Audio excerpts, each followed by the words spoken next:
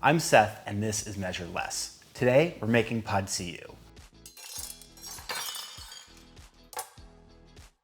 While this classic Thai noodle dish doesn't have quite the same celebrity of pad Thai, I'd argue it's every bit as good, and one of my favorite dishes to make.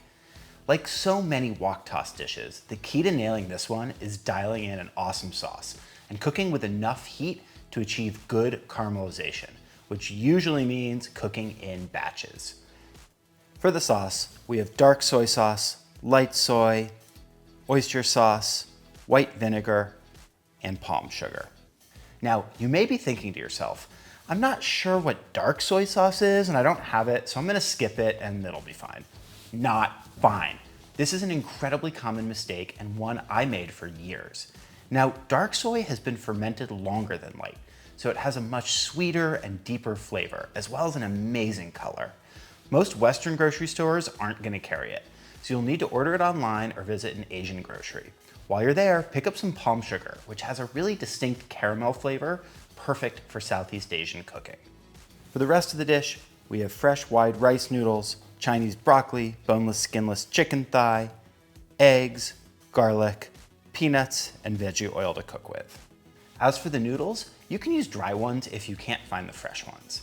A traditional broccoli can also be subbed in for the Chinese broccoli as well, since this is something you're really gonna need an Asian grocery to find. We're gonna start by making our sauce.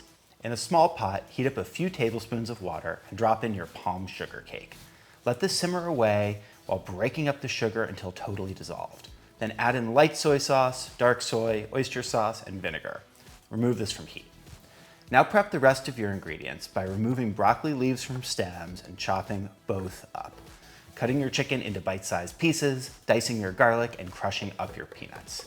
Okay, now it's game time. Heat up your wok on high and add in a splash of oil. Then dump in your chicken and broccoli stems. Cook for a few minutes, then add in your garlic and the broccoli leaves. Once the chicken is turned white, push everything to the side and crack your eggs into the center of the wok. Scramble these up well, then mix everything together and set this aside in a bowl. Clean your wok and get it hot again.